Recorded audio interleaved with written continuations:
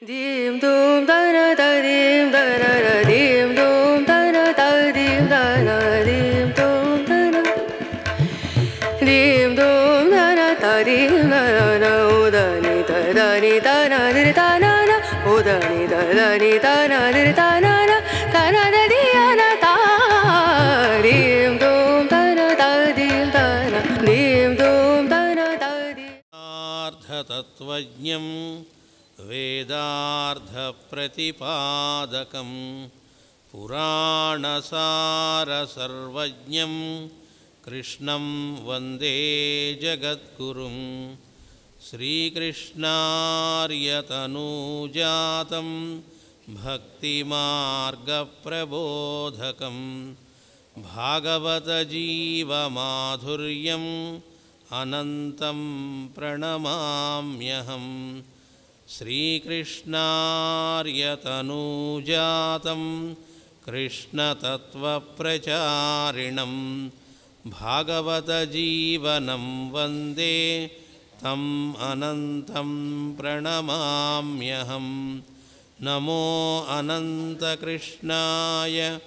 नमः कृष्णसुताय च नमः कल्मषनाशाय शुद्धसत्वाय ते नमः ఓం అస్మద్గురుభ్యో నమః.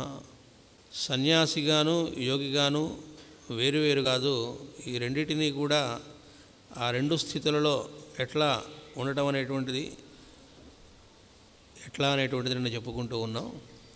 అంటే చేస్తున్నటువంటి పని సత్కర్మాచరణం, అది కూడా ఫలితం ఆశించకుండా ఎవరైతే చేస్తూ ఉంటారో అలా ఫలితం ఆశించకుండా చేస్తున్నటువంటి వాడినే సన్యాసి అంటారని, యోగస్థః కురు కర్మాణి అలాంటి పని చేస్తూ ఉన్నప్పుడు ఉండే స్థితినే యోగస్థితి అంటారు కనుక అతన్నే యోగి అంటారని చెప్పుకున్నాం. అయితే ఈ సత్కర్మాచరణం గురించి చెప్తూ ఇంకా సంకల్పములు ఎంత మంచివైనను దానిని సాధింపవలనను పట్టుదల కలవాడు యోగి కాలేడు అని చెప్పుకున్నాం. సంకల్పములు తన ద్వారా వ్యక్తము కావలసినవి కానీ తాను ఏర్పరచుకొనవలసినవి కావు. ఈ లోకంలో ఎప్పుడూ కూడా సత్కర్మ ఎక్కడ జరుగుతున్నా, సత్కర్మ అంటేనే అది కేవలం మనకు మాత్రమే కాకుండా లోకానికి మేలు చేసేది, లోకహితానికి సంబంధించింది, అప్పుడే దాన్ని సత్కర్మ అంటారు. అంటే ఈ సత్కర్మాచరణము అనేటువంటిది ఎక్కడ ఎవరి ద్వారా జరుగుతూ ఉన్నా అది తనకు తన కుటుంబమునకు మాత్రమే కాకుండా లోకానికి కూడా ఖచ్చితంగా మేలు జరుగుతూ ఉంటే అది సత్కర్మ అని అర్థం. ఏమండి, భోజనం చేయడం సత్కర్మ అవుతుంది, ఖచ్చితంగా అవుతుంది. అదేంటండి, భోజనం నా పొట్టకి చేస్తున్నాను కదా, నా పొట్టకి అనుకుంటే అది సత్కర్మ అవ్వదు. మళ్ళా ఆ లోపల ఉన్న వైశ్వానరుడనే అగ్ని రూపంలో ఉన్న పరమాత్మకి మనం హవిస్సుగా సమర్పిస్తున్నామని, ఈ దేహంలో ఉన్నటువంటి వాడు దేహో దేవాలయ ప్రోక్తో జీవో దేవ సనాతన, ఆ లోపల సనాతనుడుగా జీవుడి రూపంలో ఉన్నది కూడా వాడే అని, అంతేకాకుండా ఈ దేహం కూడా మనకి ఇవ్వబడింది, మనది కాదు. ఈ దేహం కూడా ఎందుకు ఇచ్చారు? శరీరమాద్యం ఖలు ధర్మ సాధనం, ధర్మాచరణ ప్రవర్తన కోసం ఇచ్చారు. ధర్మం అంటే ఏమిటి? శంఖారామంలో మొట్టమొదటి లైన్లోనే పుస్తకంలో మాస్టర్ గారు ఇస్తారు ధర్మం అంటే ఏమిటి అనేది. తనకు ఇతరులకి కూడా మేలు చేసేదిగా ఉండేదాన్ని ధర్మం అంటారు అని, తనకు మాత్రమేనది కాదు. కాబట్టి ఈ దేహం ఎందుకు ఇవ్వబడింది అంటే ఈ కరచరణాదులతో ఇతరులకి మనం ఉపయోగపడటం కోసం, నలుగురికి మనం పనికొచ్చేటట్లుగా ఉండడం కోసం భగవంతుడిది మనకిచ్చాడు అని. ఇది తెలియజేయడానికే మనకు పెద్దలు కథ చెబుతూ ఉంటారు ఉపనిషత్తుల్లోది. ఏమనంటే, రాక్షసులందరూ ఉన్నారట ఓ పక్కన, దేవతలందరూ ఉన్నారట ఇంకో హాల్లో. ఒకే హాల్లో కాదు, వేరే వేరే హాల్స్లో కూర్చోబెట్టారట వాళ్ళని. కూర్చోబెట్టి చక్కటి షడ్రసోపేతమైన భోజనం అంతా ఏర్పాటు చేశారట. ఏర్పాటు చేసి ఈ చేతులు బెండ్ కాకుండా, మనం ఆహారం తీసుకోవాలి, నోటి దగ్గరికి రావాలి అంటే చెయ్యి బెండ్ కావాలి కదా, అలా బెండ్ కాకుండా ఆహారం నోట్లో పెట్టుకోండి అన్నారట. అంటే ఎవరు తినకుండా బయటకు వచ్చారట రాక్షసులు, బెండ్ కాకుండా ఎలా తింటాము అని. ఇంకో హాల్లో దేవతలు ఉన్నారట. వాళ్ళు ఏం చేశారట, అందరూ శుభ్రంగా భోజనం చేసి వచ్చారట. ఎట్లా చేశారండి అంటే ఒకటి ఇంకోటికి పెట్టారట. అప్పుడు బెండు అవ్వదు, కానీ ఇంకోటికి పెట్టచ్చుగా. అంటే ఇందులోని పరమార్థం పెద్దలు చెప్పేదంటే దేవతలు అంటే ఎక్కడో ఉన్నారని కాదుగా, మన దేహంలో ప్రతి అవయవం ద్వారా పనిచేస్తున్నటువంటిది వాళ్ళే కనుక ఈ దేహంలో వాళ్ళు ఎలా అయితే దేవతలందరూ కూడా ఏ ఫలితము ఆశించకుండా మనకి అన్ని పనులు చేసి పెడుతూ ఉన్నారో, అలా మనం కూడా ఏ ఫలితము ఆశించకుండా లోకానికి చేయటం వాళ్ళ నుంచి మనం నేర్చుకోవాల్సినటువంటిది అని చెప్పారు. అంటే ఈ లోపల ఉన్నటువంటి దేవతల లోపల ఉంటారండి, గుళ్ళో కదా దేవతలు ఉండేది. అంటే ఆ గుడిలో ఉన్నటువంటిది ప్రతీక, కానీ అసలుది ఎక్కడ ఉన్నారు, మనలోనూ ఈ సృష్టి అంతరిక్షంలోనూ అంతటా వాళ్ళు పనిచేస్తూ ఉన్నారు. ఇంటెలిజెన్సెస్ అని మన దేహంలో ఉండే ప్రతి అవయవం పనిచేస్తుందట. అంటే వాళ్ళ యొక్క కరుణా కటాక్షముల వల్ల వాళ్ళు స్కౌట్స్ లాగా లోపల పనిచేస్తూ ఉంటారు కనుక అని చెప్పారు మాస్టర్ గారు. కరుణా కటాక్షం అంటారేంటండి అంటే మాస్టర్ గారు దానికి కూడా చెప్పారు. ఉదాహరణకి ఉదయాన్నే మనకి మెలకువ వస్తూ ఉంది, అది కరుణేగా. మెలకువ రాకపోతే శాశ్వత నిద్ర అంటారు, తీసుకెళ్ళి తగలెట్టేస్తారు, పూడ్చి పెట్టడం ఏదో ఒకటి చేస్తారు. మెలకువ వస్తోంది, ఎవరి వల్ల వస్తోంది, అశ్విని దేవతల వల్ల మనకు మెలకువ వస్తోందిట. అలాగే రాత్రి నిద్ర పడుతోంది, నిద్ర పట్టని వాళ్ళకి అది ఎంతవరమో నిద్ర పట్టనప్పుడు తెలుస్తుంది.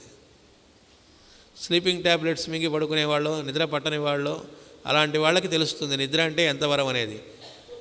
మామూలుగా ఆటోమేటిక్గా నిద్ర పడుతూ ఉంటే మనం నిద్రపోతున్నాం అనుకుంటున్నాం, కాదు, నిద్ర వాళ్ళు పుచ్చుతున్నారట.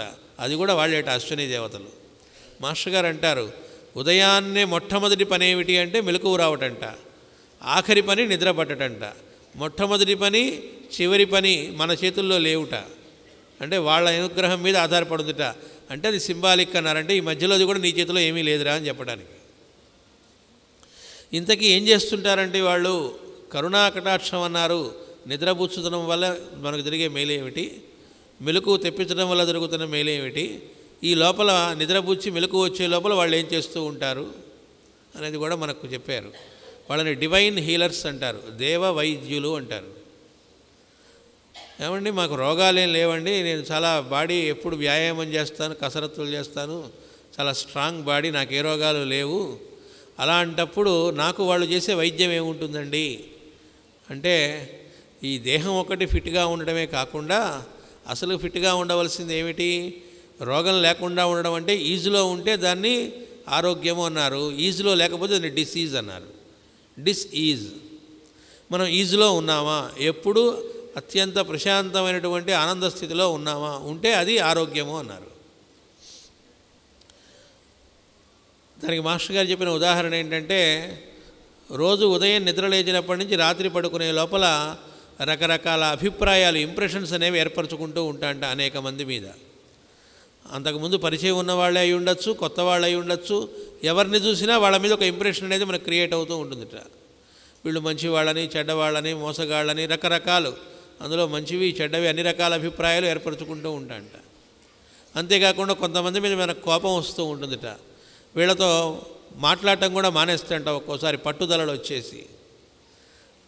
ఇంట్లో వాళ్ళు కావచ్చు, ఒక్కోసారి మొగుడు పెళ్ళాలే మాట్లాడుకోవడం మానేయచ్చు కొన్నాళ్ళు, లేకపోతే ఆడపడుచులు, అత్తగారులు, రకరకాల సంసారంలో అనేక రకాలైనటువంటి పట్టింపులు, ఫ్రెండ్స్ కావచ్చు, ఎక్కడొక్కడ మొత్తానికి మాట పట్టింపులో ఇంకోటో వచ్చి అలగటమో మాట్లాడటం మానేయటమో చేస్తాంట. ఇట్లాంటివన్నీ కూడా ఉదయం నుంచి రాత్రి అయ్యేటప్పటికీ ఎట్లా అవుతుంది, మనకి రెస్ట్లెస్గా పడుకుందామని ఎందుకు అనిపిస్తూ ఉందంటేట ఈ ఇంప్రెషన్స్ అనేవి మనం అంతా కూడా నెత్తిన చేర్చుకొని నానా చెత్తంతా కూడా తీసుకొచ్చి ఇప్పుడు మొన్నటిదాకా మనకు మున్సిపాలిటీ వాళ్ళు స్ట్రైక్ చేస్తూ ఉంటే ఎంత ఘోరంగా పరిస్థితులు ఉన్నాయో మనందరికీ అనుభవం అయింది. అట్లా ఏ రోజుకి ఆ రోజు మున్సిపాలిటీ స్ట్రైక్ చేస్తే ఎలా ఉంటుందో అంతకంటే ఘోరంగా మన తయారు చేసుకుంటూ ఉన్నాంట మైండ్ని. అది మాస్టర్ గారు ఎలా చెప్పారంటే ఒక తెల్లటి గుడ్డని, శుభ్రమైన గుడ్డను తీసుకొచ్చి మొహం తుడుచుకో అని బాగా జిడ్డుగారుతూ ఒక 100 మంది కూర్చొని ఉంటే మొదటి వాడికి ఇచ్చామనుకోండి, వాడు తుడుచుకొని ఇచ్చాట, పెద్ద టవల్ అనుకోండి. రెండో వాడికి కూడా అదే ఇచ్చి దాంతో తుడుచుకో అంటే అవతల వాడు ఎక్కడ తుడుచుకున్నాడు దాంతో తుడుచుకోడు కదా, మడ్డి పట్టు ఉంటుంది కదా, ఆటోమేటిక్గా అంటుకుంటుంది కదా. ఇంకోవైపున ఇలా 100 మంది ఆ టవల్తో తుడుచుకుంటే ఆ టవల్ ఎలా ఉంటుందో ఏ రోజుకి ఆ రోజు రాత్రి అయ్యేటప్పటికీ మన మైండ్ని మనం అలా తయారు చేసుకుంటున్నాం అన్నారు. దారుణంగా చెప్పారు. అదేంటండి దారుణంగా చెప్పారంటే అంత దారుణమైన స్థితిలో ఉన్నామని మనకు అర్థం కావడానికి చెప్పారు. కాబట్టి ఈజులో లేవు. అప్పుడు రాత్రి పడుకున్న తర్వాత వాళ్ళు ఏం చేస్తారట, శుభ్రంగా వాష్ చేస్తారట మన మైండ్ని, డిటర్జెంట్ సోప్ వేసి ఉతికినట్టుగా. అంటే అర్థం ఏమిటి, ఆ ఇంప్రెషన్స్ అన్నీ పోగొట్టడానికి, మనకు పట్టి ఉన్నటువంటి ఆ దరిద్రాన్నంతా వదిలించడానికి చాలా ప్రయత్నం పాపం వాళ్ళు చేసి శుభ్రం చేస్తారట తెల్లవారులు. ఉదాహరణకి ఆ రోజు మనకు ఏర్పడ్డ ఇంప్రెషన్స్ మొత్తం కలిపి 150 ఉన్నాయనుకోండి, వాళ్ళు దానిలో నుంచి తెల్లవారులు శుభ్రం చేస్తూ ఉంటే వాళ్ళు చాలా సమర్థులు కాబట్టి 125 వదిలిచ్చారనుకుందాం. మొత్తం వదిలించలేరా అండి, 99% అని యాడ్లో ఇచ్చినట్టేనా వాళ్ళు కూడా అంటే మొండి మరకలు ఉంటాయిట. మనం ఏంటంటే కొన్ని వదిలించుకోవడానికి ఇష్టపడంట. అవతల వాళ్ళ మీద మనకుండే ఆ కోపాలు పట్టుదలలు కొన్నిటిని వాళ్ళ అంతు చూసేదాకా, వాళ్ళ బుద్ధి చెప్పేదాకా అంటే పంతాలు పోయి కొన్ని లోపల గట్టిగా పట్టుకుంటాంట. కొన్ని మరీ గట్టిగా ఉన్నవి ఏం చేస్తాయి, వదలవు వెంటనే. కాబట్టి వాళ్ళు వదిలిద్దామని చూసినా మనం వదిలించుకోవడానికి ఇష్టపడంట. మాస్టర్ గారు అంటారు, ఎంత ఘోరమైన స్థితిలో ఉన్నామో చూడండి, వాళ్ళు జాలి పడతారట చూసి, ఇదేమిట్రా వీళ్ళకు ఉన్న దరిద్రం వదిలిద్దామని మనం ప్రయత్నం చేస్తుంటే వాడు గట్టిగా పట్టుకుంటాడేమిటి, వదిలించడానికి వీలు లేకుండా అన్నారు. తెల్లారేటప్పటికి ఏం జరుగుతుంది, ఆ 125 ఇంప్రెషన్లు తగ్గించేప్పటికి 25 మిగులుంటాయి. పైన బర్డెన్ తగ్గింది కదా, బరువు మోస్తూ ఉన్నాం లగేజీ, 150 కిలోల నుంచి 25 కిలోలు వచ్చేప్పటికి కొద్దిగా బెటర్ అవుతాంగా. కాబట్టి ఉదయం లేవగానే ఫ్రెష్గా అనిపిస్తుంది. మాకు లేచాక కూడా ఫ్రెష్గా అనిపించట్లేదండి అన్నాముట అంటే అర్థం ఏంటంటే మొండి మరకలు చాలా ఎక్కువగా ఉన్నాయని అర్థం. అంటే మనం వాళ్ళకంటే గెలిచింది మనమే, వాళ్ళకంటే మనమే సమర్థులమయ్యి వాళ్ళు వదిలిద్దామన్నా వదిలించడానికి వీలు లేకుండా మనం ఉన్నామని అర్థం అన్నారు.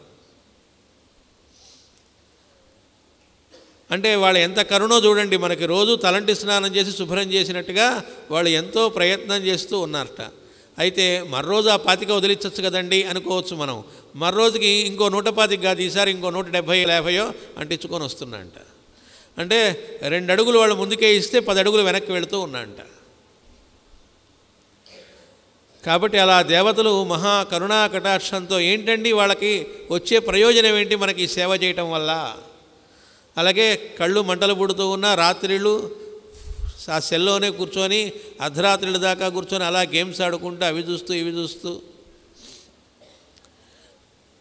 ఆ కళ్ళు కనబడవుట, ఇక నుంచి కళ్ళు కనబడటం మానేస్తాయిట అని డాక్టర్ చెబితే అప్పుడు తెలుస్తుంది కళ్ళ యొక్క వాల్యూ ఏంటనేది. అవి చూడగలుగుతున్నాముట అంటే అక్కడ పనిచేస్తున్నటువంటి దేవత అనుగ్రహం వల్ల. చక్షో సూర్యో అజాయత, సూర్యుడు అనేటువంటి ప్రజ్ఞ పనిచేస్తేనే మన కన్ను ద్వారా మనం చూడగలగడం జరుగుతుందని చెప్పారు మాస్టర్ గారు. ఇట్లా అన్ని భాగాల ద్వారా, దేహ భాగాల ద్వారా వాళ్ళు పనిచేస్తూ ఉంటే మనకు వర్క్ నడుస్తూ ఉంది. మిత్రావరణలు వాళ్ళు పనిచేస్తేనే 1 and 2 వస్తాయి, లేకపోతే ఉండవు. సో వాళ్ళు ఇట్లా చేస్తూ ఉన్న వాళ్ళకి మనం ఇస్తున్నటువంటి శాలరీ ఏమిటండి, ఏమీ లేదు. కనీసం కృతజ్ఞత వెలిబుచ్చుకోవటం అన్నా రోజు ఒక్కసారి మానసికంగానే మనం చేయగలుగుతున్నామా? పొరపాటును కూడా అలాంటి ఆలోచన అసలు ఐడియానే ఉండదు మనకి. ఒకవేళ కృతజ్ఞత వెలిబుచ్చునా అది చూసుకొని వాళ్ళు ఎగిరి గంతేయటమో, మనం కృతజ్ఞత వెలిబుచ్చామా వెలిబుచ్చలేదా, వీడు నాస్తి కూడా ఆస్తి కూడా మనల్ని స్మరిస్తున్నాడా లేదా అనేటువంటి దాంతో వాళ్ళకి ఏ సంబంధము లేదు. అన్కండిషనల్గా వాళ్ళు సేవిస్తూ ఉన్నారు. దాని ద్వారా వాళ్ళు మనకు తెలియజేస్తూ ఏముంది, మనం కూడా అలా అన్కండిషనల్గా లోకానికి పనికొచ్చేట్లుగా చేయవలసి ఉంది అన్నారు. అప్పుడు అది సత్కర్మాచరణం అవుతుంది. అలా సత్కర్మాచరణం నలుగురికి ఉపయోగపడేట్టుగా ఎప్పుడు చేయగలుగుతాము అంటే పట్టుదల లేనప్పుడే అన్నారు. అదేంటండి పట్టుదల ఉంటే చేయలేమో, పట్టుపట్టి లోకానికి పనికొచ్చేట్టుగా నేను చేస్తాను అంటే అక్కడ ఎప్పుడైతే పట్టుపట్టాము అంటే అర్థం ఏమిటి, నేను చేస్తున్నాననే కర్తృత్వం వచ్చిందని అర్థం. హనుమంతుడి కంటే మనం మనగాళ్ళం కాదుగా. హనుమంతుడు సముద్రాన్ని అలా అలవోకగా దాటాడు. నేను దాటానని ఎక్కడా అనలేదు ఆయన. రాముడు విడిచిన బాణాన్ని అన్నాడు. కాబట్టి అక్కడ పట్టుదల లేదు. ఆయనకి ఆ పట్టుదల లేదు కాబట్టి ముందే రాముడు ఆయనకే ఇచ్చాడు చూడమని. ఎందుకని ఆయన ఎక్కడా పట్టుదల లేకుండా నా ద్వారా రాముడే పనిచేస్తున్నాడు అనేటువంటి భావనతో ఉన్నాడు. అలా మన ద్వారా గురువే పనిచేస్తూ ఉన్నాడు లేదా మన ఇష్టదైవం పనిచేస్తున్నాడు, ఆయన అనుగ్రహం వల్ల నేను ఈ సత్కర్మాచరణలో ఉండగలుగుతున్నాను, ఈ డిస్పెన్సరీ వర్క్ చేసుకోగలుగుతున్నాను అనుకున్నాం అనుకోండి, తరించడానికి అంటే తరించడం అంటే అప్పుడు ఆ స్థితిలో తరింపు అంటారు దాన్నే ఈజ్ అన్నారు. ఈ రోజున స్వామి వివేకానంద యొక్క జన్మదినోత్సవం. ఆయన జీవితాన్ని మనం గమనిస్తే ఆయన జీవించింది 40 ఏళ్ళు నిండలే. ముందే ఆయన అనౌన్స్ చేశారు చిన్నప్పుడే, నా 47 నిండక ముందే నేను ఈ దేహాన్ని వదలడం జరుగుతుంది అని. 39 సంవత్సరాల కొన్ని నెలల పాటు ఆయన జీవించాడు ఆ దేహం ద్వారా, ఆ దేహంలో. అయితే ఆయన ఈ దేహాన్ని త్యాగం చేసే రోజున, ఆ రోజు సాయంత్రం పూట ఆయన దేహత్యాగం చేస్తారనగా ఉదయం పూట వాకింగ్ లాగా వెళుతూ ఉన్నప్పుడు, ఉదయమో సాయంత్రమో వాకింగ్కి వెళ్తున్నప్పుడు ఆయన ఒక మాట అనుకుంటూ ఉంటే పక్కన ఉన్నటువంటి ఇంకొక అనుచరుడుగా వస్తున్న వ్యక్తికి వినబడిందిట. ఏమిటి అంటే, ఈ వివేకానందుడు ఏం చేశాడో మరో వివేకానందుడికి మాత్రమే అర్థమవుతుంది అన్నారట. అంటే అంతవరకు లోకానికి మనకు వచ్చేది ఆయన ద్వారా జరిగిందిట. 1500 సంవత్సరాలకి సరిపడా వర్క్ చేసి వెళ్ళారట ఆయన. మనం ఏ రోజు చేయవలసిన వర్క్ మనం చేయలేము, పెండింగ్ పెడుతూ ఉంటాం. అలాంటిది ఉన్న దేహంలో ఎంతకాలం ఉన్నారు అంటే 40 ఏళ్ళు కూడా నిండకుండానే దేహత్యాగం చేసినటువంటి ఆ మహనీయుడు చిన్నప్పుడు ఆటపాటలతో ఉన్న వయస్సులో లోకానికి పనికి వచ్చే వరకు అప్పుడు ఆయన ద్వారా పెద్దగా జరిగేదే ఉండదు కదా. ఆయన గురువు దగ్గరికి వచ్చిన తర్వాత నుంచి, ఆ తర్వాత గురువుగారు దేహత్యాగం చేసిన తర్వాత అప్పుడు గురువుగారి ఆదేశంగా ఆయనకు లోపల నుంచి అనిపించి అప్పుడు భారతదేశం అంతా పర్యటించి గురువు నుంచి ఆయనకు వచ్చిన ఆదేశం ద్వారా అప్పుడు వర్క్ మొదలుపెట్టడం జరిగింది. అప్పటి నుంచి లెక్కేసుకుంటే ఆ జీవితకాలంలో అక్కడి నుంచి లెక్కేసుకుంటే మొత్తం కలిపి ఒక 20 ఏళ్ళు అనుకుంటే, ఆ 20 ఏళ్ళటువంటి లైఫ్ స్పాన్లో ఆయన చేసిన పని ఎంత అంటే 1500 సంవత్సరాలకి సరిపడా వర్క్. మరి మాస్టర్ గారి వర్క్ మాత్రం, మాస్టర్ గారు దేహంలో ఉన్నటువంటిది 58 సంవత్సరములు. అందులో ఆయన భౌతికంగా చిన్నప్పుడు ఆయన చదువుకుంటున్నప్పుడు అవన్నీ తీసేసి ఆ తర్వాత వర్క్ అనేది లెక్కేసుకుంటే అక్కడి నుంచి ఆయన విశాఖపట్నం వెళ్ళినప్పటి నుంచి లెక్కేసుకుందాం అనుకుందాం. అంటే ఇక్కడ ఉన్నప్పుడు కూడా క్లాసెస్ అవి కండక్ట్ చేస్తూ వచ్చారు పోనీ, కానీ విస్తృతంగా వర్క్ అనేటువంటిది మొదలైంది అనేటువంటిది అక్కడి నుంచి చూసుకుంటే సుమారు ఒక 24 సంవత్సరాలు 20 సంవత్సరాలు. వివేకానందుడు ఎలా ఒక 20 సంవత్సరాలు, అది కూడా ఒక 2 దశాబ్దాలు. కానీ ఆ 2 దశాబ్దాల కాలంలో ఆయన చేసిన వర్క్ ఏమిటి అనేటువంటిది మనం ఎంత ధ్యానం చేసినా మన ఊహకు అందేది కాదు. అంటే మాస్టర్ గారు ఒక మాట చెప్పారు, ఏ మహాత్ముడి జీవితాన్నైనా మీరు గమనించండి, ఏ గురువు దగ్గర నుంచి ఒక శిష్యుడి రూపంలో వెళ్ళి అతను ఆ రకమైనటువంటి ఎన్లైటన్మెంట్ పొంది లోకానికి ఆ తర్వాత వాళ్ళు ఏం చేస్తూ వచ్చారు అంటే, ఎవరు కూడా నాకు మోక్షం వచ్చింది, నేను మోక్షస్థితిని పొందాను అని చెప్పి వాళ్ళ ఆనందంలో వాళ్ళు ఎప్పుడూ లేరు. ప్రతి వాళ్ళు కూడా వాళ్ళ వీపుల్ని వెనక్కి పెట్టి మన వైపుకు తిరిగి లోకానికి ఉపకారం చేసే పనిలో నిమగ్నమయ్యారు అని చెప్పారు. వివేకానంద స్వామికి అలా స్పర్శ ఇచ్చి టచ్ చేసి గాడ్ ఎక్స్పీరియన్స్ని కలగజేశారు రామకృష్ణ పరమహంస వారు. 3 రోజుల పాటు ఏమో ఆయన ఒక రూమ్లో అలా ఉండిపోయారట. చెప్పారట, అతన్ని ఎవరు టచ్ చేయొద్దు, టచ్ చేయండి, డిస్టర్బ్ చేయొద్దు, అతను ఇప్పుడు ఒక దివ్యమైనటువంటి అనుభూతిలో ఉన్నారు అని. అందరికీ కూడా చుట్టూ తేజస్సు అలా ఆవరించి కనబడిందట ఆ రూమ్ మొత్తం, మిగతా వాళ్ళకు కూడా. అది అయిన తర్వాత చెప్పారట, నేను బెగ్గర్ని అయిపోయాను అన్నారట రామకృష్ణ పరమహంస వారు వివేకానందుడితో. అంటే బెగ్గర్ అంటే ఇక్కడ ఉద్దేశం నాది అనేది మొత్తం, నా సాధన నేను చేసింది మొత్తం నీకు సమర్పించేశాను అన్నట్టుగా. అంటే గురువు శిష్యుడాయ, శిష్యుడు గురువాయ అన్నట్టుగా మొత్తం కూడా సర్వసమర్పణం అంటారు, ఆయనలోకి ప్రవేశించారని అర్థం. 3 రోజుల తర్వాత మళ్ళీ వివేకానందుడు మామూలు స్థితిలోకి వచ్చిన తర్వాత వివేకానంద స్వామి అన్నట్టు, అబ్బా అలాంటి అద్భుతమైన మధురానుభూతిలో నుంచి మళ్ళీ బయటికి తీసుకొచ్చారేమిటి అన్నారట. అంటే మళ్ళీ ఈ లోకము ఈ భౌతికందాల్లోకి అని, అంటే ఇది మనకు చెప్పడం కోసం. వాళ్ళిద్దరూ నరనారాయణులు. నువ్వు నరమహర్షివి నాయనా అని ఆయన కీర్తిస్తారు వివేకానందుడిని.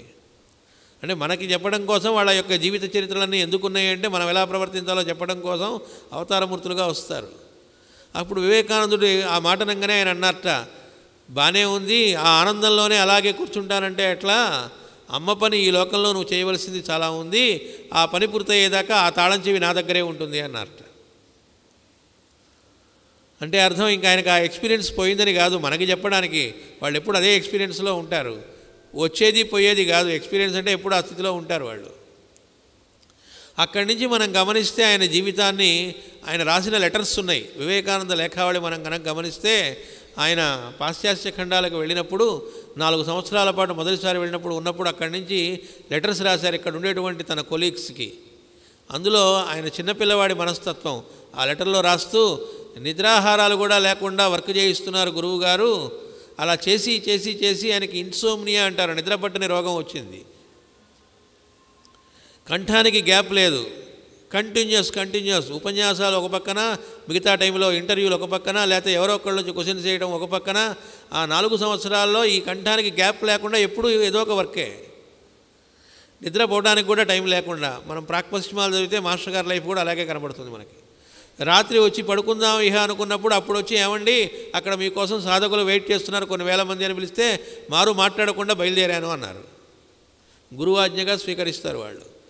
ఈ గురువు గారు చూడు నన్ను అసలు వదిలిపెట్టట్లేదు, గ్యాప్ ఇవ్వకుండా నా చేత ఈ వర్క్ చేయిస్తూ ఉన్నారు, ఆయనకి ఇదే ఆనందం కావాలి, ఇట్లాగే నేను రెస్ట్లెస్గా అంటే వర్క్ చేస్తూ చేస్తూ బాడీ వదిలేయటమే అంటూ ఒక రకమైన నిష్ఠూరంలాగా తన కొలీగ్స్కి రాసుకున్నాడు వివేకానంద స్వామి. లెటర్స్లో చూడవచ్చు.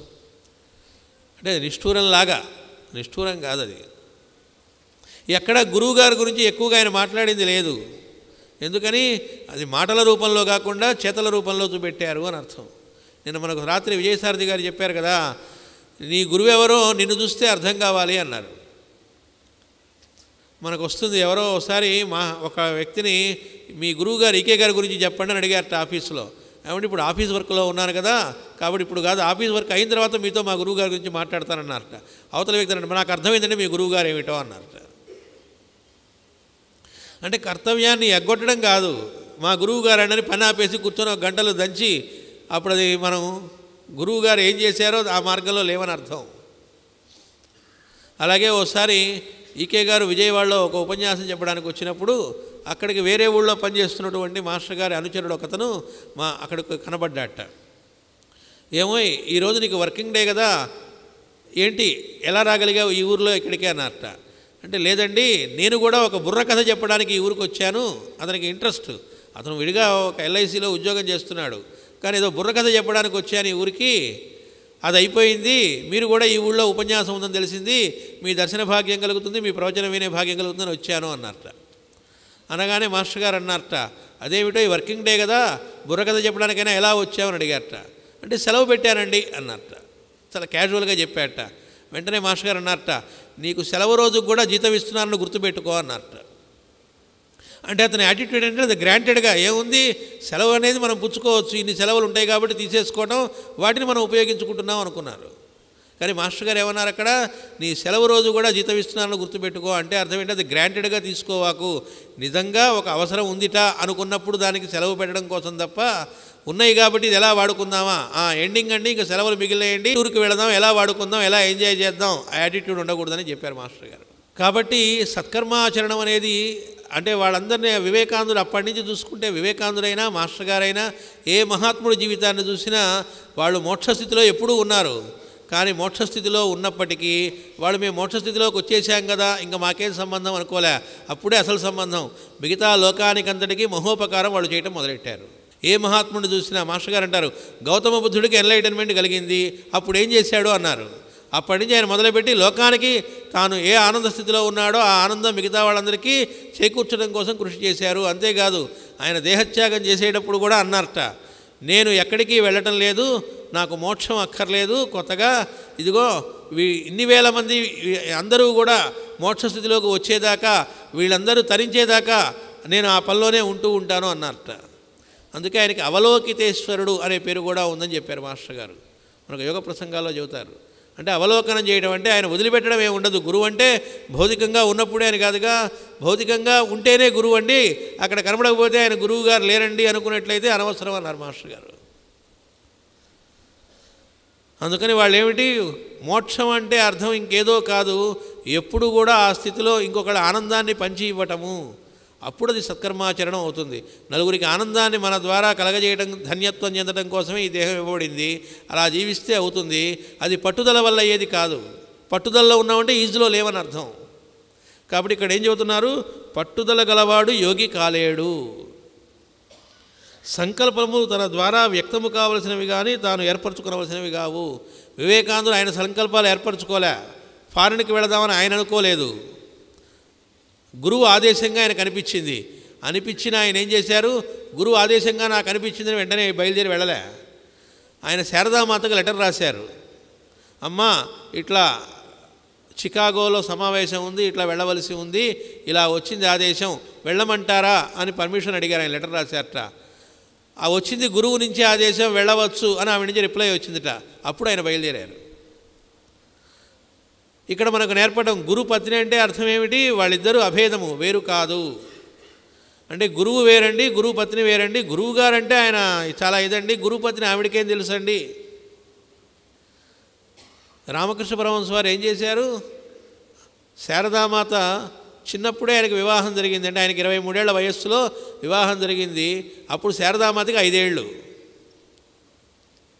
ఆ తర్వాత శారదామాత ఆయన దగ్గరికి 16 ఏళ్ల వయస్సులో వచ్చింది.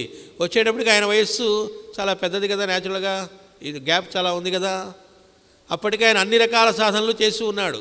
అంటే వాళ్ళకి సాధన చేయాల్సిన అవసరం లేదు, మనకు నేర్పడం కోసం అనేక రకాల సాధనలు ఆయన చేశాడు అనేక మంది గురువుల ద్వారా. శారదామాత వచ్చిన తర్వాత అందరూ అనుకున్నారు, ఈయనేమిటి పొద్దుగూకులు అమ్మ అమ్మ అంటూ జగన్మాత అంటూ తిరిగేటువంటి పిచ్చివాళ్లాగా ఉన్నాడు, ఈయన సంసారం చేస్తాడా, ఈయన అసలు భార్య ఏమిటనే స్థితిలో ఉన్నారట. వచ్చిన తర్వాత ఆవిడ రాత్రిపూట పిలిచారట, రూమ్లోకి కూర్చోబెట్టారట. కుర్చీలో కూర్చోబెట్టి ఆవిడే ఇన్నాళ్ళు నన్ను సాధన చేసినటువంటి ఆ జగన్మాత ఎవరో ఆవిడలో దర్శించి ఆవిడికి మొత్తం పూజ చేసి, ఆ షోడశీ పూజ మొత్తం చేసి సాష్టాంగ నమస్కారం చేసి నా సర్వం నీకు సమర్పిస్తున్నాను అన్నట్టు. అందుకే వివేకానంద స్వామి ఓసారి గంగానదిలో స్నానం చేసి బయటకు వచ్చారట, మళ్ళీ వెళ్ళి స్నానం చేసి బయటకు వస్తున్నారట. అలా 7-8 సార్లు జరిగిందిట. చూసిన వ్యక్తి ఏమిటి స్నానం చేసి బయటకు వస్తున్నారు, మళ్ళీ స్నానం చేసి బయటకు వస్తున్నారు, ఇన్నిసార్లు స్నానం చేస్తున్నారు ఏమిటి అన్నారట. ఈ రోజున నేను అమ్మ దగ్గరికి వెళ్తున్నాను, ఆ పిచ్చాయన దగ్గరికి కాదు. పిచ్చాయన అంటే గురువు గారు, ఠాగూర్ మహాశయులు అంటారు, అంటే రామకృష్ణ పరమహంస దగ్గరికి. ఆయన దగ్గరికి ఎట్లయినా పోవచ్చు, కానీ అమ్మ మహాపవిత్రురాలు, ఆవిడ దగ్గరికి వెళ్ళడం కోసం నేను పరిశుభ్రంగా ఉన్నానా లేదా అని, గంగామాత కూడా పరమ పూజ్యురాలు కదా, 1కి 10 సార్లు స్నానం చేస్తున్నాను అన్నట్టు. అంటే మనకు నేర్పడం కోసం తల్లి దగ్గర ఎలా ప్రవర్తించాలి, గురు పత్ని దగ్గర ఎట్లా ప్రవర్తించాలి. అందుకే ఆవిడికి లెటర్ రాసి ఆవిడ అంగీకరిస్తే అప్పుడు బయలుదేరారు. అట్లా ఏ మహాత్ముడిని చూసుకున్నా లోకం కోసం పనిచేయడం ఏదైతే ఉందో దాన్ని సత్కర్మాచరణం అంటారు. అది చేసేటప్పుడు పట్టుదల ఉన్నవాడు చేయలేడు. ఇక్కడ సంకల్పం తనది కాదు. ఏ మహాత్ముడు నేను చెప్పుకున్నాం కదా, మాస్టర్ గారు కానీ రాముడుగా వచ్చినా కృష్ణుడుగా వచ్చినా వాళ్ళు ఏ ప్రపోజల్స్ లేవు, వాళ్ళు సొంతంగా చేసింది లేదు. ఏది వచ్చినా అది తన గురువు ఇచ్చిన ఆదేశంగా జీవించడం అనేది చేశారు. కాబట్టి అట్లా చేయటం జరగాలి. సంకల్పాలు మనం తెచ్చుకునేవి కాదు. మనం తెచ్చుకుంటే ఎలా ఉంటుందని మనకు రోజు అనుభవమే. నేను చెప్పుకున్నాం కదా, అనుకున్నావు అవ్వట్లేదు అంటే ఎవడనుకోమన్నాడు అన్నారు. మనం కాదు అనుకోవాల్సింది, వాడు అనిపింపజేయాలి. వాడు అనిపింపజేయడం కోసమే మనం ప్రేయర్ చేసుకుంటున్నామని చెప్పుకున్నాను నేను. ఏ కర్తవ్యాలు కరెక్ట్గా చేయాలో మాకు తెలియట్లేదండి అంటే ఎవరిని అడగక్కర్లేదు. రోజు ప్రేయర్ చేయడం కనుక అప్పుడప్పుడు కాకుండా రోజు ప్రేయర్ చేయడం అనేది నిజంగా చేస్తూ వస్తే ఆటోమేటిక్గా ఆ గురువే మనం ఆ రోజున ఏం చేయాలనేటువంటిది కర్తవ్యాన్ని నిర్దేశించడం జరుగుతూ ఉంటుందనేటువంటిది చేస్తున్న వాళ్ళకి మాత్రమే అనుభవంలో వస్తుంది తప్ప అది ఎక్స్ప్లెయిన్ చేస్తే అర్థమయ్యేది కాదు. తర్వాత చెబుతున్నారు, మరి ఈ లోపల ఎట్లా మనం చేయవలసింది ఏమిటండి అంటే, మనస్సునకు ఇంద్రియములకు సత్కర్మాచరణ సాధన మాత్రము తాను అలవరుచుకొనవలసినది. ఏమంటే వివేకానందుడు ఇలా లోకం మొత్తాన్ని చేశాక నేను కూడా బయలుదేరతానండి, చాలా లోకమంతా అజ్ఞానంతో నిండిపోయి ఉంది అని మనం తాపత్రయపడి పరిగెత్తక్కర్లేదు. మన కర్తవ్యం ఏమిటి అంటే, మన యొక్క మనస్సునకు ఇంద్రియములకు సత్కర్మాచరణ సాధన మాత్రము తాను అలవరుచుకొనవలసింది. మన కర్తవ్యం ఏమిటి అంటే మనస్సును చక్కగా సత్కర్మాచరణం వైపుకు మరలించడం, అలాగే ఇంద్రియములను కూడా అంటే మన యొక్క ఈ దేహ అవయవాలని కూడా ఆ సత్కర్మాచరణానికి కోసం శుభ్రంగా ఉంచుకోవడం, ఫిట్గా ఉంచుకోవడం. ఎందుకోసం? ఇంకోళ్ళకి ఉపయోగపడటం కోసం. మాస్టర్ గారు చెబుతారు, కసరత్తులు చేయడం, బాడీ పెంచుకోవడం ఎందుకు అంటే ఆ దేహాన్ని ఉపయోగించి నలుగురికి పనికొచ్చే పనులలో సద్వినియోగం చేయడం కోసం. అందుకు ఈ దేహం. కాబట్టి ఈ కరచరణాదులన్నీ కూడా ఎందుకు ఇవ్వబడ్డాయి? నలుగురికి పనికొచ్చే పనిలో సత్కర్మాచరణలో నిమగ్నం కావటం కోసం. అది మాత్రమే మనకు సంబంధించింది అన్నారు. ఎందుకు అంటే అలా చేస్తూ ఉన్నప్పుడే ఇందాక చెప్పుకున్నాం కదా మన ఇంప్రెషన్స్ అని. ఇంకో తమాషా ఏంటంటే మాస్టర్ గారు చెప్పింది మనకి, ఈ ఇంప్రెషన్స్ ఏ రోజు ఆ రోజే కాదు, అనేక జన్మలవి కూడా మనం బెడ్డింగ్ మోస్తూ వస్తున్నాం. ఈ ఒక్క రోజువే కాదు, పుట్టినప్పటి నుంచి ఇప్పటిదాకా ఉన్న ఇంప్రెషన్సే కాదు. ఎప్పుడో 10 ఏళ్ల క్రితం మనకు ఎవరితోనో పరిచయం, ఓ సంవత్సరం పాటు, తర్వాత 10 ఏళ్ళు 15 ఏళ్ళు 20 ఏళ్ళు గ్యాప్ వచ్చింది, ఉన్నట్టుండి కనబడ్డాడు. కనపడంగానే 10 ఏళ్ళు పడుతుంది ఆవిడ గుర్తు రావడానికి. చూడగానే అప్పటి జ్ఞాపకాలన్నీ వచ్చేస్తాయి క్షణమాత్రంలో. అంటే అప్పటిదాకా ఎక్కడున్నాయి, లోపల మోస్తూ ఉన్నాం, మనకు తెలియకుండా లోపల ఉన్నాయి అవి. అలా ఈ 10 ఏళ్ళవి కాదు, ఈ 25 ఏళ్ళవే కాదు, అనేక జన్మలవి లోపల ఉన్నాయిట. అవన్నీ వదలకుండా మనం సత్కర్మాచరణ మన ద్వారా జరగదు. ఏది పట్టుదల ఈజులోకి రాలేము. అవన్నీ వదలాలంటే ఎట్లా? అందుకోసమే గురువులు ఏం చేస్తారు, సత్కర్మాచరణలో మనల్ని పెడతారు. ఏమండి కిందటి జన్మలో అవి అలా వస్తాయా అండి, ఎట్లా వస్తాయండి? దానికి మాస్టర్ గారు నసాడానికి ఏంటంటే మంచి ఎగ్జాంపుల్ ఇచ్చారు. ఎక్కడికి పోనైనా చక్కగా వస్తాయి, ఆ వాసనలన్నీ ఎక్కడికి పోవు ఉంటాయి. ఆ లగేజ్ అంతా నీ బెడ్డింగ్ నీకే చక్కగా వస్తూ ఉంది. దానికి మాస్టర్ గారు ఏం చెప్పారంటే, గుండు కొట్టిస్తే మళ్ళా ఆ జుట్టు ఆ క్రాఫ్ అదే మోడల్లో వచ్చినట్లుగా అన్నారు. గుండు కొట్టించాడు, వాడి క్రాఫ్ ఒక మోడల్లో డిజైన్ చేసుకున్నాడు, అలవాటు చేయించుకున్నాడు, అలాగే క్రాఫ్ వస్తూ ఉంది. గుండు కొట్టించాడు, ఆ తర్వాత దానికి రోజు ఆ గుండుకి పాత ఫోటో చూపెట్టి, ఇదిగో ఓ వెంట్రుకల్లారా, అంతకుముందు ఇట్లా ఉంది నాది, మీరు ఇక్కడ ఇట్లా బెండ్ అవ్వాలి, ఇక్కడ ఇలా వంగాలి, ఇలా కర్లవ్వాలి, మనం ఏం చెప్పక్కర్లే, అవి అలాగే వస్తాయిట. అలా ఎలా వస్తాయో అట్లా పూర్వజన్మ నుంచి మన బెడ్డింగ్ మొత్తం అలాగే వస్తూ ఉంది అన్నారు. దాన్నంతా మనం వదులుకొట్టుకోవడం కోసం అవేవి మనలో వదలకుండా పవిత్రత అనేటువంటిది, పాత్రత అనేటువంటిది శుద్ధి కాకుండా దానిలో ఒక్కసారిగా గురువు అనేటువంటి వాడు మనకి లోకహితానికి మనకు వచ్చేట్టుగా మనల్ని తయారు చేయడానికి ముందు ఇది శుభ్రపరచుకోవాలి అన్నారు. ఇది శుభ్రపరచుకుంటే అప్పుడు ఇనిషియేషన్ అంటారు, గురువు చేస్తాడు. ఇది చెప్పడానికే మనకి ఒక ఆవిడ రమణ మహర్షి వారి ఆశ్రమంలో ఆ వంటశాలలో పనిచేస్తూ ఉండేదట. ఆవిడ అక్కడే జీవితం అక్కడే గడపాలని వచ్చేసి రోజు అక్కడే ఆవిడ కూర అన్నం అవన్నీ వండడంలో ఉండేదిట. అలా కొంతమంది ఆడవాళ్ళు ఉండేవాళ్ళు. ఆ ఉన్న వాళ్ళలో ఒక ఆవిడ ఆ రోజుల్లో పాపం నైష్ఠికత పూర్వాచార పరాయణం ఉన్నాయి కాబట్టి గురువు గారు నుంచి మంత్రోపదేశం పొందాలి, ఆ మంత్రం రోజు చేసుకోవాలి, అప్పుడే మనం తరించేది అని వాడి భావన. అందుకని రమణ మహర్షి వారి దగ్గరికి వెళ్ళి నాకు మంత్రోపదేశం చేయండి అని అడిగిందిట. ఆయన అలాగే అలాగే అంటున్నట్టు కానీ ఏ రోజు మంత్రం చెప్పట్లేదట. ఈవిడేమో మంత్రం అడుగుతూ ఉంటే చెప్పరేమిటినా, ఉపదేశం చేయరేమిటి అనుకుంటూ ఉండేదిట. ఓ రోజున వంట చేస్తూ ఉండగా వచ్చారట లోపలికి, వంటశాలలోకి. ఏం చేస్తున్నావు అని అడిగారట. కూర చేస్తున్నా అందట. ఏం కూర? ఏదో చెప్పింది, వంకాయ ఏదో కూర. ఏది ఎట్ట చేస్తున్నావు అన్నారట. చూపెట్టిందిట. ఏంటి ఆ పక్కన ఉన్నది ఏమిటి అన్నారట. శనగపిండో కూరపొడో ఏదో ఉందిట. శనగపిండి ఉంది అన్న. మరి దానిలో అది ఎందుకు వేయట్లేదు అన్నారట. ఇప్పుడే వేయకూడదు అందుట. ఇప్పుడే ఎందుకు వేయకూడదు అన్నారట. చిన్నపిల్లల్లాగా ఆయన క్వశ్చన్లు. ఆవిడ ఆన్సర్ ఇస్తూ ఉంది. పిల్లవాడు చాలా క్వశ్చన్లు వేస్తాడు కదా, అట్లా ఉంది. అంటే ఇప్పుడే వేయకూడదు, కూర బాగా ఉడికిన తర్వాత అప్పుడు వేస్తే ఫ్లేవర్ వస్తుంది అందుట ఆవిడ. ఇప్పుడు వేస్తే పిండి పిండిగా ఉంటుంది, కలవదు, బాగుండదు అని చెప్పిందిట. మరి ఎప్పుడు వేయాలనేది ఎలా తెలుస్తుంది అని అడిగారట ఆయన. నెక్స్ట్ క్వశ్చన్ అడిగితే అన్నారట బాగా ఉడికిన తర్వాత. అది ఎట్లా తెలుస్తుంది అన్నారట.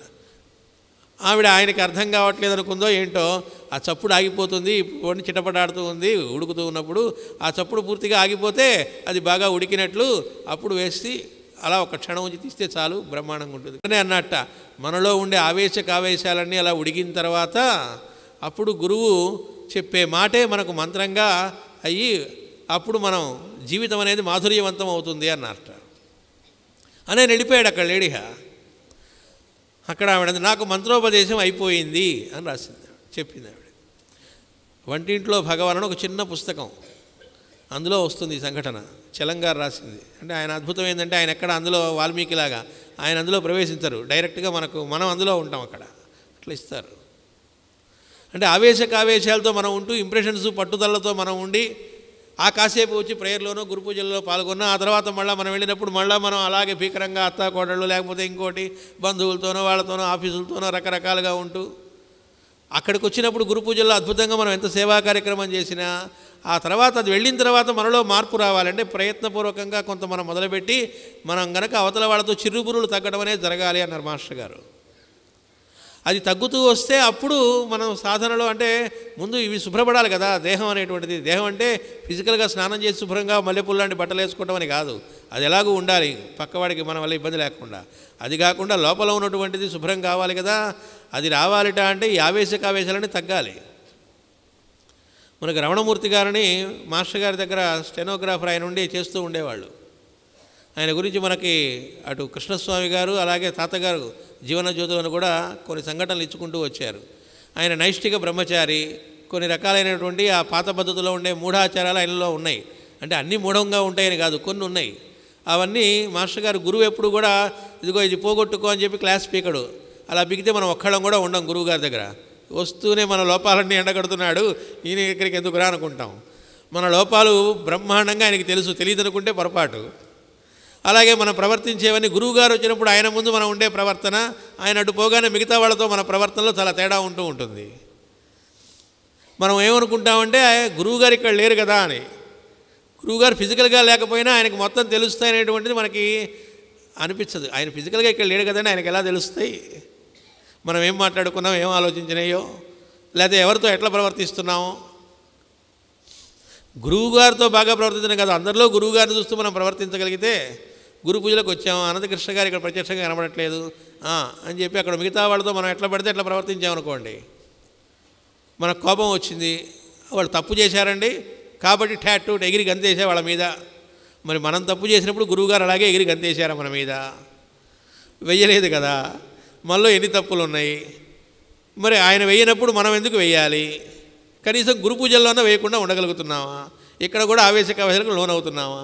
ఒక్కోసారి బాగుంటుందని బయటికి వెళ్ళకపోయినా లోపల మింగుతూ కక్కుతూ ఏంటండి ఇక్కడికి వస్తే ఆ ట్యాపులు పని చేయట్లేదు, రాత్రిళ్ళు బాత్రూములు వాడొద్దంటున్నారు, ఏం చేయాలి, అంత దూరం ఎట్లా పోతాం, అసలు ఏమనుకుంటున్నారు, ఈ మినిమం ఏర్పాట్లు కూడా చేయకపోతే ఎట్లా అనిపిస్తుంది. బయట కనపోయినా లోపల మండుతుంది ఒక్కోసారి.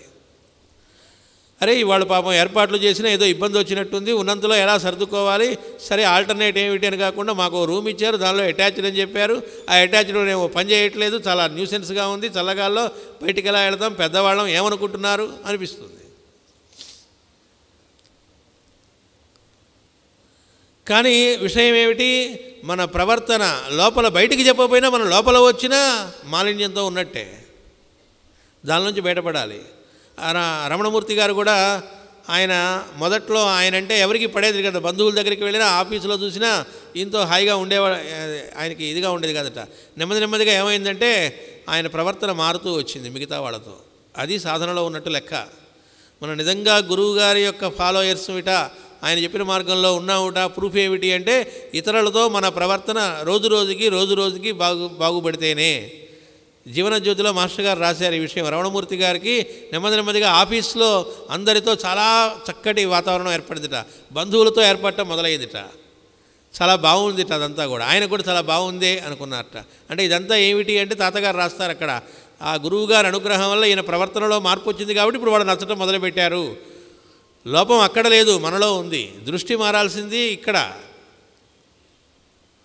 ఆయన కూడా అడిగారట, నాకు మంత్రోపదేశం చేయండి అని మాస్టర్ గారు వెంట పడ్డారట కొన్నాళ్ళు. పెడితే మాస్టర్ గారు అలాగే అంటూ వాయిదా వేస్తూ వచ్చారట. ఒకరోజు ఈయన ఇట్లాగే అంటూ ఉన్నాడు, ఎట్లయినా పట్టుకోవాలి ఆయన్ని, అది కూడా గ్రహణ సమయంలో మంత్రోపదేశం చేసుకుంటే చాలా పవర్ఫుల్, ఇంకా మంచిదంటారు అని చెప్పి ఒక గ్రహణం రోజున ఆయన ఎక్కడ ఉంటాడో కనిపెట్టి ఆ రోజున ఆ సమయానికి అక్కడికి వెళ్ళిపోయి ఇంకాసేపట్లో గ్రహణం అనంగా వెళ్ళి, మాస్టర్ గారండి వాళ్ళ గ్రహణం, ఇంక ఈరోజు మీరు తప్పించుకోవడానికి వీల్లేదు, గ్రహణ సమయంలో మంత్రోపదేశం చేస్తే అలా మంచిదంటారు కదా, ఈరోజు నాకు మీరు మంత్రోపదేశం చేయవలసిందే, శుభ్రంగా తలంటి స్నానం చేసి రెడీగా వచ్చానన్నట్ట. మాస్టర్ గారు సింపుల్గా నవ్వి, గ్రహణ సమయంలో మంత్రోపదేశం అంటే ఈ గ్రహణం అనే కాదయ్యా, గ్రహించే కాలం వచ్చినప్పుడు చేసేదాన్ని మంత్రోపదేశం అంటారు అన్నట్ట. అదిటా గ్రహణ సమయం అంటే. గ్రహించే కాలం అంటే అర్థం ఏంటి, ఇందాక కూర ఉడుకుతూ ఉందన్నారు కదా, ఆ చప్పుళ్ళన్నీ ఆగితే అప్పుడు గురువు మనకి ఏం చేయాలో మన ద్వారా చేయిస్తాడు. ఈ లోపల మనం తాపత్రయపడటం వల్ల ఉపయోగం లేదు. ఆయన మార్గంలో ఎవడో నడిచి ఆయనలా చెప్పిన వరకు అద్భుతంగా సమర్పణ భావంతో చేస్తున్నాడు అనుకోండి, ఏమండి వాళ్ళకి అవకాశం ఇచ్చారు నాకు ఇవ్వలేదే అని బాధపడక్కర్లేదు, నేను దానికి రెడీగానే ఉన్నాను కదండి అనిపిస్తుంది ఒక్కోసారి. రెడీనెస్ మనం మైండ్లో ఉండడం కాదు, ఆ లోపల అర్హత, పాత్రత, పవిత్రత మనకు వచ్చినాయో లేదో గురువు తెలుస్తుంది. ఆయన ఎవరిని వదిలిపెట్టాడు, అందరి ద్వారా వర్క్ ఖచ్చితంగా జరుగుతుంది, అందరి ద్వారా ఆయన చేయించుకోవడానికి సిద్ధంగానే ఉంటాడు. ఎందుకంటే వాడు వచ్చిందే ఆ పని కోసం. వాళ్ళొక్కళ్ళు చేయడం కాదు, అందరి చేత అలా చేయించి అందరం కూడా అలా ఆ తరింపు ఆనంద స్థితిలో ఉండడం కోసమే వాళ్ళు దిగి వచ్చారు. కాబట్టి వాళ్ళు ఎప్పుడూ సిద్ధంగానే ఉంటారు. కానీ ఆ పాత్రత తీసుకొచ్చుకోవటం అంటే మన లోపల ఆ పవిత్రతకి కావాల్సినట్లుగా ఏం చేయాలంటే మనస్సునకు ఇంద్రియములకు సత్కర్మ ఆచరణ సాధన మాత్రము తాను అలవర్చుకొనవలసింది. మన పని అంతవరకే. నెక్స్ట్ ఇంకో మాట అన్నారు వెంటనే, లోకమునకు జ్ఞానోదయము చేయవలని కొందరు తాపత్రయపడుచుందరు. అది తాపత్రయము అన్నారు. మహాత్ములు ఎవరు నేను లోకానికి జ్ఞానోదయం కలిగిస్తున్నాను అనుకోలే. మాస్టర్ గారు హాస్యంగా చెబుతారు, నేను లోకంలో చాలామంది అజ్ఞానులు ఉన్నారండి, వాళ్ళ అజ్ఞానం పోగొడతాను అంటే మాస్టర్ గారు అన్నారు, నీకు అజ్ఞానం ఎలా పోయిందో అట్లా వాళ్ళ టైం వచ్చినప్పుడు వాళ్ళకి పోతుంది, నువ్వేం కొత్తగా పోగొట్టక్కర్లేదు. నెక్స్ట్, అసలు నీకు పోయిందని గ్యారంటీ ఏమిటి మాస్టర్ గారు అన్నారు. ఇంకోటికి పోగొడదాం అనుకుంటున్నావు, అసలు నీకు అజ్ఞానం పోయిందనేటువంటిది ప్రూఫ్ ఏంటి? అదేంటండి అంటే, ఇంకోళ్ళలో నువ్వు అజ్ఞానం చూస్తున్నావుట అంటే నువ్వు జ్ఞానస్థితిలో లేనట్టే కదా అన్నారు. ఎందుకంటే ఒకడిలో ఉండే లోపాలు ఎప్పుడు కనబడతాయంటే మనలో ఆ లోపాలు ఉంటేనే అన్నారు మాస్టర్ గారు. ఒకడు వెధవ లక్షణాలు ఉన్నాయి, వీటిలో ఉన్నాయని ఎప్పుడు గుర్తుపట్టగలం? మనలో ఆ లక్షణాలు ఉంటేనే అన్నారు మాస్టర్ గారు. ఒకడి గురించి మనం చెడుగా లోపాలు నిజంగా ఉన్నాయి, కనబడుతున్నాయి మనకి, ఇంకోళ్ళతో ఏమండి ఇతను మన సెంటర్లో ఈ వాలంటీర్ సరిగ్గా లేడండి, ఇతనిలో ఈ లోపాలు ఉన్నాయని మనం ఈయన ఆప్షన్స్ ఇంకోళ్ళతో మనం వాళ్ళ గురించి చెప్తూ ఉన్నాముంటా అంటే అర్థం ఏమిటి? ఆ లోపాలను ఎప్పుడు చూస్తాం? మనలో కూడా ఉంటేనే. అంటే అక్కడ ఏం జరుగుతుంది? మన గురించే చెప్పుకుంటున్నాం అన్నారు మాస్టర్ గారు.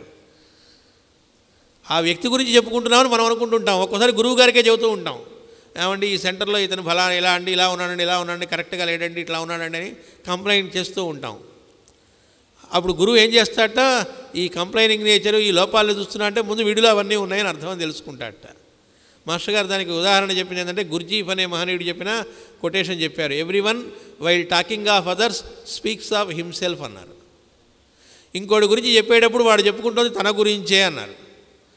మన నలుగురి గురించి మంచివే మనం గురువు గారి దగ్గర కానీ ఇంకోటితో కానీ కీర్తిస్తూ చెప్పుకుంటున్నా అంటే మనం మంచినే చూడగలుగుతున్నాం.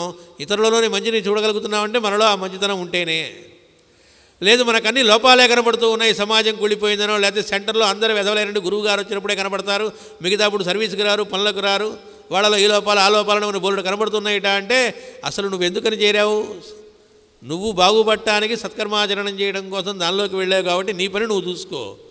మిగతా వాళ్ళు వచ్చారా లేదా, రాకపోతే ఈ డిస్పెన్సరీ ఎలా నడుస్తుందండి?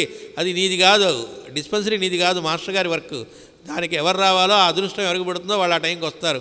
ఎవరు ఈరోజు రాలేదని నేను ఒక్కడేనండి, ఆ భాగ్యం నీకే పట్టింది, కేషీట్లు రాయి మందులు గట్టు, అంతే తప్ప నేను ఒక్కడే నాకే పట్టిందా, నేను ఒక్కడే చేయాలా ఇంత పని, మిగతా వాళ్ళు ఏం చేస్తున్నారు, ఎందుకు రావట్లేదు అని చెప్పి ఎవరి మీద మనకు హక్కులేం లేవు.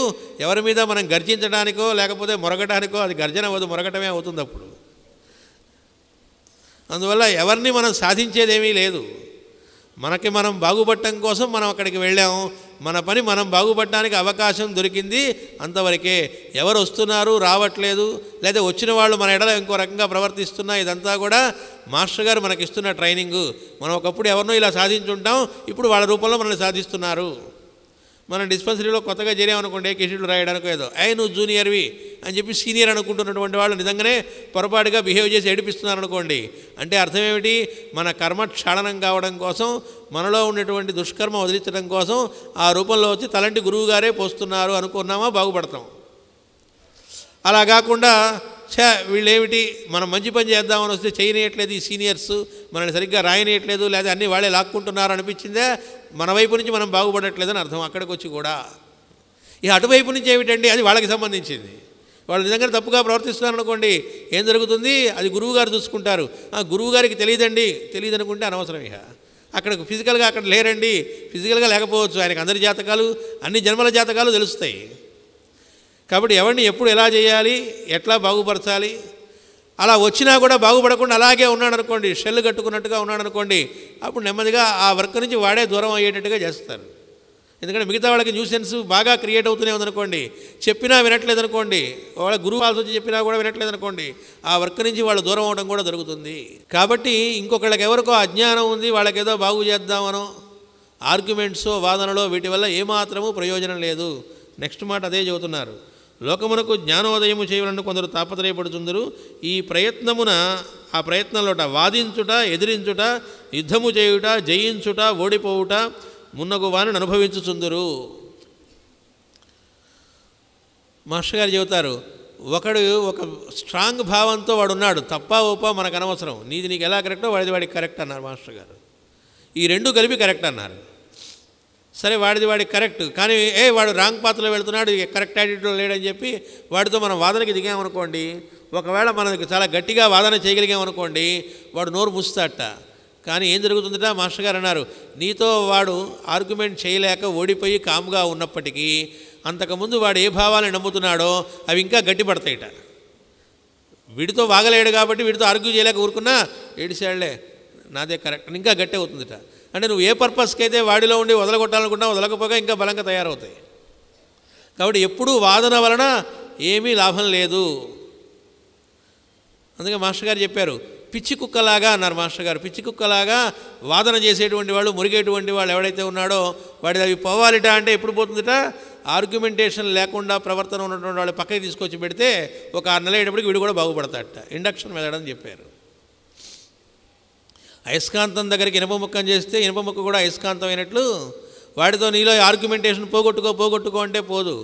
ఆర్గ్యుమెంటేషన్ స్థితి దాటినటువంటి వాళ్ళ పక్కన వాళ్ళు కనుక చేరితే ఆటోమేటిక్గా నెమ్మదిగా, ప్లస్ అతనిలో కూడా ప్రపోజల్ ఉండి నాకు లోపం ఉంది, ఒకటే ఆర్గ్యూ చేస్తున్నాను, ఇది పోవాలనేటువంటి తపన అతనికి కూడా ఉంటే అప్పుడు పోతుంది. అతనిలో అది లేకపోతే మళ్ళీ పోదు. ఈకే గారు ఎప్పుడు ఎవరితో ఆర్గ్యూ చేయలే. మనం అనంతకృష్ణ గారిని కానీ వాళ్ళని మనం గమనిస్తే ఎవరితో అయినా ఆర్గ్యూ చేయడం చూసామా ఒక్కసారైనా? ఓసారి ఒక ఆవిడ మాస్టర్ గారు ఒక పెళ్లిలో పాల్గొంటూ ఉన్నారట ఈకే గారు. అక్కడికి వచ్చి, ఏమండి రామాయణం మీద ఒక ఆవిడ రామాయణ విషవృక్షం అని చెప్పి పుస్తకం రాసింది, దాన్నేమో బహుళ ప్రచారం పొందింది, అందులో ఆవిడ చెప్పిన ఆర్గ్యుమెంట్స్ అన్నింటినీ తీసుకొని కొంతమంది కనబడ్డ వాళ్ళందరినీ పట్టుకొని ఇదిగో అవే కరెక్ట్ కదా అంటూ ఆర్గ్యూ చేస్తున్నారు, వాళ్ళకి దీటైన సమాధానం చెప్పాలంటే మీలాంటి వాళ్ళ కదా మేము తెలుసుకోవాలి, కాబట్టి మీతో రామాయణంలోని విషయాల గురించి కాసేపు చర్చిద్దాం అనుకుంటున్నాను అని అడిగిందిట ఈకే గారిని. ఆయన వెంటనే అన్నారట, పుట్టి బుద్ధి ఎరిగినప్పటి నుంచి ఇప్పటిదాకా రామాయణంలో నాకు ఆచరించే విషయాలే కనబడ్డాయి తప్ప ఆర్గ్యూ చేసే విషయాలు నాకు కనబడలేదమ్మా, అట్లాంటి వాళ్ళు ఎవరైనా ఉంటే వెళ్ళి వాళ్ళతో చూసుకో అని చెప్పారట. రామాయణం మీద చర్చ పెడతాం, చర్చల్లోకి వెళ్ళటం లాభం లేదు. అందువల్ల రామాయణమా, భారతమా, భాగవతమా, లేదా మా గురువు గారే గొప్ప, లేకపోతే మీ మార్గం అది రాంగ్, ఇది కరెక్ట్ కాదు. మనకు శంఖారామంలోనే మాస్టర్ గారు చెబుతారు, ఒకడు బలిస్తూ ఉంటాడట పశువుల్ని, వాడి దగ్గరికి వెళ్ళి నువ్వు ఇలా ఇవ్వడం కరెక్ట్ కాదు, ఒక జీవిని నువ్వు చంపుతున్నావు, చాలా తప్పు అని చెప్తే వాడు మానతాడా అన్నారు.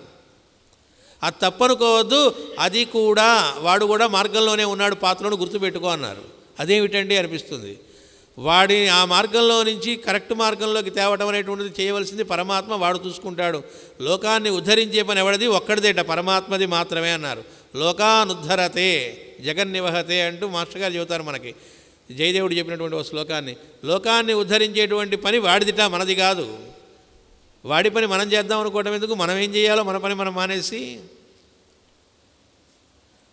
కాబట్టి ఆర్గ్యూ అనేటువంటిది చేయటం వల్ల మాత్రం, వాదించడం వల్ల మాత్రం, అలాగే నాస్తికుడు ఎవడో ఉన్నాడు అనుకోండి, ఏమండి వాడు నాస్తికులు అండి, వాళ్ళతో మేము వాదం పెట్టుకుంటాం, వాదం పెట్టుకొని దేవుడు నాన్న నిరూపిస్తాం. మాస్టర్ గారు అంటారు, గాడ్ ప్రూఫ్ చూపెడదామని చెప్పి వెళ్ళావుంటే గాడికి దూరంగా వెళ్ళామని అర్థం అన్నారు మాస్టర్ గారు.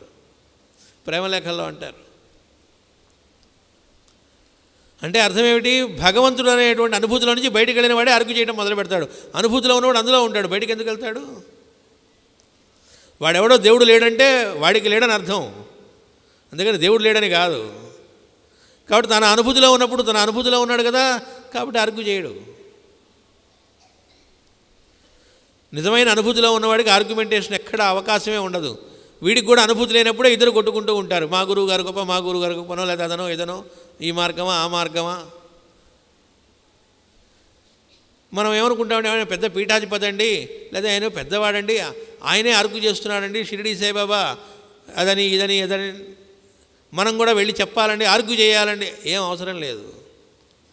నీకు నిజమైనటువంటి సాయి అనుభూతి ఉందనుకో ఆర్గ్యూ చెయ్యవు, కాదనుకో వెళ్ళి ఖండమండనాథులకు వెళతావు. దానివల్ల జరిగేది ఏమిటి? ఏమీ ఉపయోగం, లోకానికి జరిగే ఉపయోగం ఏమీ లేదు. అందుకే మాస్టర్ గారు ఏం చెప్పారు?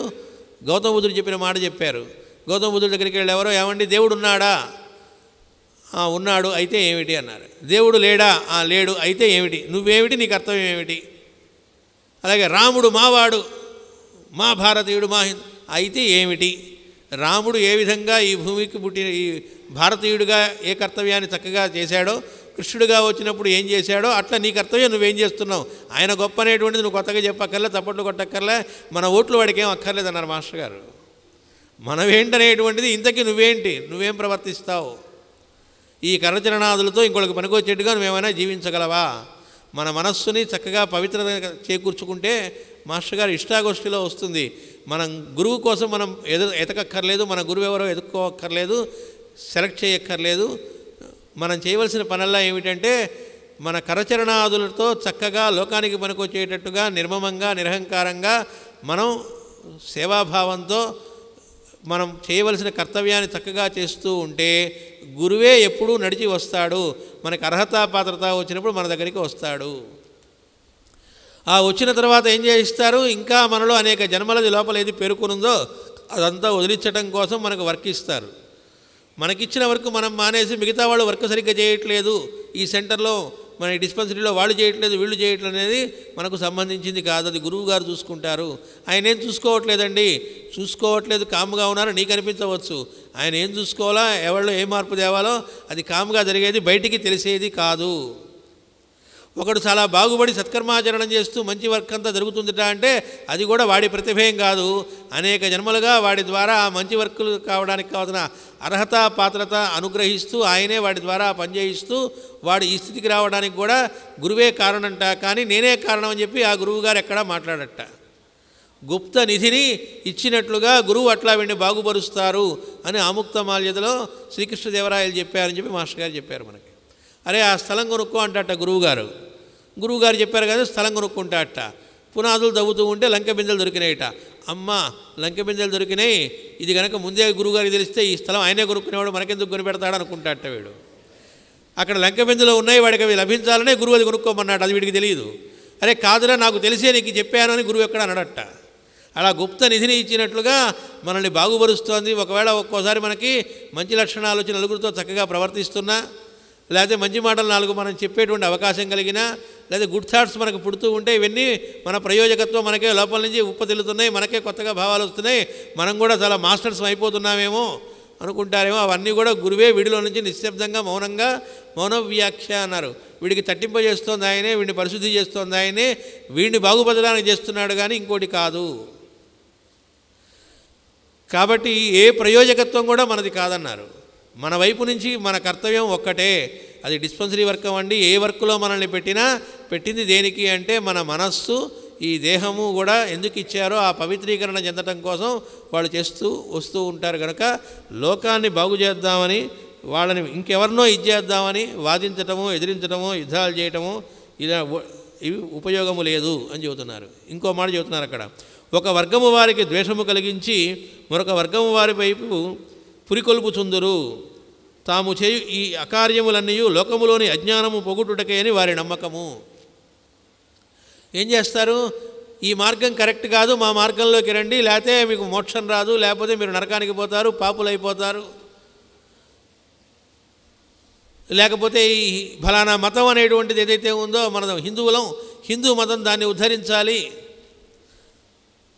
మాస్టర్ గారు చెబుతారు, మతములు అనేటువంటివి అంటే ఆ మతం అంటే అభిప్రాయం, అంటే నువ్వు వేరు నేను వేరు అని ఒక అడ్డు కూడా కట్టుకోవడం మతం అన్నారు మాస్టర్ గారు. అదంతా మనం స్పిరిచువాలిటీ అని భ్రమపడుతూ ఉంటామన్నారు. రిలిజియన్ వేరు, స్పిరిచువాలిటీ వేరు అన్నారు. మాస్టర్ గారు చెబుతారు, exclusion of others is religion, inclusion of others is spiritual అన్నారు. నేను వేరు నువ్వు వేరు అనేటువంటిది ఏదైతే ఉందో అది మతం. అది కాకుండా ఇంక్లూజన్, అతనిలోనూ మనలోనూ ఉన్నటువంటి వాడు ఒకడే అంతర్యామి, ఒకడే అనేటువంటి స్థితి అయితే ఉందో అది నిజమైన ఆధ్యాత్మికత. ఆ అంతర్యామి అందరిలో ఉన్నప్పుడు షిరిడి సాయిబాబాలో కూడా ఉండడా? అందరిలో ఉంటాడుగా. అసలు మనమెవరం వాళ్ళకి మార్కులు వేయడానికి? ఆ స్థితి మనకు ఎక్కడిది అసలు? వాళ్ళెవరో వాదిస్తున్నా అది నీకు సంబంధించింది కాదు, మనకు సంబంధం లేదు, వాదించడాలు వాటికి వెళ్ళక్కర్లేదు. కాబట్టి వాళ్ళు రెండు వర్గాలు చేసి కొట్టుకునేట్టు చేస్తున్నారండి, అది భగవల్లీల. దీనివల్ల ఏం జరుగుతుంది? షిరిడి సాయిబాబాని అంతకుముందు స్మరిస్తున్న వాళ్ళు ఇంకా ఎక్కువగా స్మరించి బాగుపడడానికి అవకాశం జరుగుతుంది. అది షిరిడి సాయిబాబా కావచ్చు, ఇంకోటి కావచ్చు. అందుకని అలాంటి వాటిల్లోకి మనం వెళ్లకుండా వాళ్ళు పురికొల్పుతూ వాళ్ళు ఆ పురికొల్పే వాళ్ళు ఏమనుకుంటుంటారు, వీళ్ళు అజ్ఞానంలో ఉన్నారు, లోకాన్ని బాగు చేద్దాం అనుకుంటారు. అదేమీ కాదని చెబుతున్నారు. సత్కర్మ మన నమ్మకమును బట్టి గాక మనకు కావలసిన సాధనను అనుసరించి ఉండు. ఇదండి సత్కర్మ అంటేనే మన నమ్మకాన్ని బట్టి కాదు, మన సాధన వలన. సాధన అంటే అర్థం ఏమిటి? ఇందా చెప్పుకున్నాం కదా, ఇతరులతోటి మన ప్రవర్తన ఎంతగా మెరుగుపడుతుందో అది సాధన లెక్క తప్ప, అది మాత్రమే సాధన, అది సత్కర్మ అవుతుంది. అప్పుడు వీడు సత్కర్మలో ఉన్నాడా లేదా అనడానికి ప్రూఫ్ అదొక్కటే. ఏమంటే రోజు బ్రహ్మాండంగా 3 గంటల పాటు ఆయన కదలకుండా పూజ చేస్తాడండి. పూజ అవుతూనే గయ్యమని లేచాడనుకోండి పెళ్ళాం మీద, నేను చెప్పిన కూర కాకుండా ఇంకోటి చేస్తావా అని. ఒక్కోసారి పూజ చేసిన తర్వాత కొంతమంది హూంకరిస్తూ వస్తుంటారంటే నేను చాలా పవర్ఫుల్, ఎంతో పవిత్రీకరణ చెందా, మీరందరూ కూడా పూజ చేయరు, టైంకి లేవరు, ఇంట్లో వాళ్ళు మిగతా వాళ్ళు అని వాళ్ళ మీద వీళ్ళు బాగుపడట్లేదు ఎంత చెప్పినా అని చెప్పి హూంకరిస్తూ వాళ్ళు ఏదో టీవీలు సీరియల్ చూస్తున్నారు, పనికిమాలిన వాళ్ళు వీళ్ళంతా హుంకరించంట అంటే అర్థం వాళ్ళలో పనికిమాల లక్షణాలు చూస్తున్నావు అంటే నువ్వు ఎంత పనికిమాలిన వాడైతే చూస్తున్నావు అని అర్థం అన్నారు. అంటే మరి ఈ పూజ అంతా ఏమైంది? బూడిదలో పోసిన పన్నీర్ అయింది, గజస్నానం లాంటిది అన్నారు. కాబట్టి ఇంట్లో ఉండే మిగతా వాళ్ళు కూడా నీలాగా ఉన్నారా లేదా, వాళ్ళు పూజలు చేస్తున్నారా లేదా నీకు సంబంధించింది కాదు. నా భార్య అండి, భార్య ఎక్స్రే తీస్తే భార్య అని వస్తుందా అన్నారు మాస్టర్ గారు. నువ్వు ఎలా ఒక జీవి, ఆవిడ ఒక జీవి, ఎవరికి కావాల్సింది పరమాత్మ చూసుకుంటాడు. నీ కర్తవ్యం నీకు తెల్లవారుతో నీకు మెలకు వచ్చింది, పూజ చేసుకో, పెళ్ళాం చేయట్లేదు, నీకు అనవసరం అన్నారు. మాస్టర్ గారు అంటారు, వీడు చక్కగా మంచి విషయాలు చెబుతూ ఉంటే పెళ్ళాం వచ్చి ఏమంటే అక్కడ అటుకులు ఉన్నాయి ఇవ్వండి అంటుందిట. నేను ఇంత చదువుతుంటే కూర్చొని అందరూ వచ్చి వింటున్నారు, ఇది వినకపోగా ఇంట్లో ఆటుకులు ఇవి అడుగుతుంది ఏమిటి అనుకోక్కర్లేదు అని చెప్పారు. వేత్తలందరూ కూడా వేదాంతోడగా ఆవిడొచ్చి ఆటుకులు ఇదే అని యోగ ప్రసంగాల్లో చెబుతారు. అందువల్ల ఇంకెవ్వరికి సంబంధించి నీకు సంబంధం లేదు, ఇంట్లో వాళ్ళ లేకపోతే మనం ఉండే సెంటర్లో సంబంధించిన మిగతా వాళ్ళ బృందంలో వాళ్ళ నీకు సంబంధం లేదు. నువ్వు బాగుపడటానికి నీకు అవకాశం దొరికింది, దానికోసం నువ్వేం చేస్తావు అనేది తప్ప, సాధనకు సంబంధించింది తప్ప ఇది నమ్మకానికి సంబంధించింది కాదు అని చెబుతున్నారు మాస్టర్ గారు. దీని గురించి ఇంకా ఏం చెబుతారనేది మనం రేపు చూద్దాం.